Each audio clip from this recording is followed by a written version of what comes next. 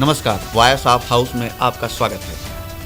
Samajwadi party के अध्यक्ष अखिलेश यादव संभल से सांसद रहे दिवंगत शफीकुर रहमान बर्क के घर बुधवार को पहुंचे। उन्होंने बर्क के परिजनों से मिलकर शोक संवेदना व्यक्त की। इस दौरान अखिलेश यादव ने भारतीय जनता पार्टी सरकार पर निशाना साधा। उन्होंने कहा कि लोकसभा चुनाव संविधान मानने और न मानने वालों के बीच हो रहा है। जगह के नाम बदलने पर कहा कि नाम बदलने से ज्यादा जरूरी है कि बेरोजगारों को नौकरी मिले और पेपर लीक ना हो। साथ उन्होंने जनता से कहा कि आप सरकार बदल दो, नाम अपने आप बदल जाएगा। सपा नेता ने दावा किया कि आज आगरा में शुरू की गई मेट्रो सेवा समाजवादियों की देन है। उन्होंने कहा कि मंत्रिमंडल विस्तार जनता की सेवा के लिए नहीं किया गया, यह जनता से वोट लेने के लिए किया गया है। इंडिया गठबंधन को लेकर किए गए सवाल पर कहा कि पीएम परिणाम आने के बाद तय हो। उन्होंने शफीकुर रहमान बर्क के परिवार से हमदर्दी जताई और कहा कि उनके परिवार के पक्ष में जल्द फैसला लेंगे।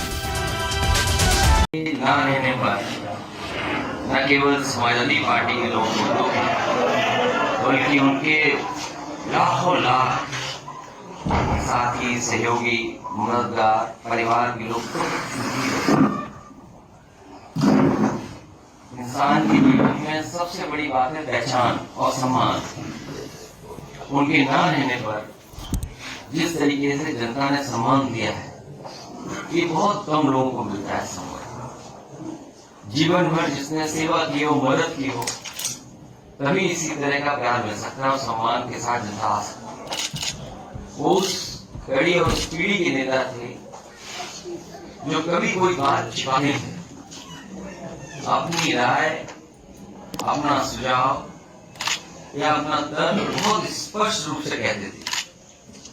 कई मौके आए जब उन्होंने अपने लोगों की बात रखी,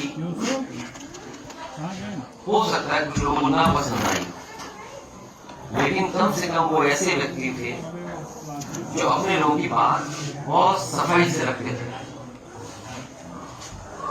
वो कभी कौन नाराज होगा, कौन क्या सोचेगा, इसके बारे में कम सोचते थे, बल्कि जो बात सही होती थी वो ज्यादा महत्वपूर्ण समझते थे।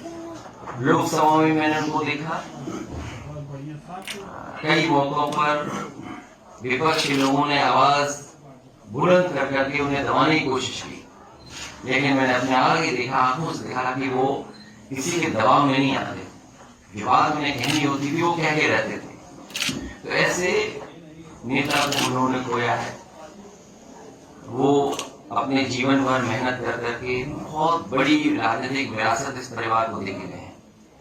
इस परिवार को बहुत बड़ी पहचान देके गए, जहाँ वो कई बार विधायक रहे, सांसद रहे, कई दलों में रहे हों, आखिरी में समाजवादी पार्टी में भी थे, पहले भी समाजवादी पार्टी में थे और दल में भी होते हैं, लेकिन जनता के प्रति और जनता से जुड़ाव हमेशा बना के रखा उन्होंने। हमें उम्मीद है ये परिवार जो राजनीतिक विरासत साथ लेके गए उसको लेकर के जाएंगे, उसको और संभालेंगे और सजोएंगे और इस विरासत को आगे ले जाने का काम करेंगे। संभल से किसे कैंडिडेट बनाएंगे? संभल से कैंडिडेट मैं आपसे कह रहा हूँ कि पार्टी उनके परिवार के पक्ष में है और आने वाले समय में फैसला भी लेंगे पार्टी। यहाँ उलेमा ने और जनता ने ऐलान किया है कि ज़ियाउर रहमान बर्क को चुनाव लड़ाया जाए, और उन्होंने एक तरफ मैयत रखी थी, दूसरी तरफ वोट डाल रहे थे। इस वफादारी के बाद क्या उनको ये इनाम मिलेगा टिकट का? ये आपको नहीं सोचना है, उन्हें और हमें और परिवार के लोगों को सोचना है। मुसलमानों ने नेताजी पे भरोसा किया, पार्टी पे भी भरोसा किया, समाज में, और आपको भी भरोसा किया। आपके लिए मुसलमानों का एक्शन आगे का क्या है? सबसे बड़ी लड़ाई जो इस बार देश में होने जा रही है वो संविधान को बचाने की है। बाबा साहब भीमराव अम्बेडकर जी ने जो संविधान दिया है वो सबको बराबर का हक देता है, बराबर का सम्मान देता है। जिस तरह से कई मौकों पर हम लोगों ने कहा है कि कभी समुद्र मंथन हुआ था, इस बार संविधान मंथन होने जा रहा है।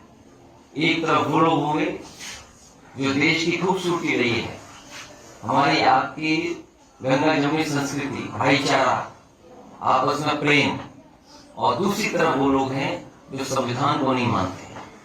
तो संविधान मानने वालों की और संविधान पर न चलने वालों के बीच में ये चुनाव होने जा रहा है, और हमें ये पूरा भरोसा है देश की जनता संविधान के साथ और संविधान बचाने वालों के साथ रहेगी।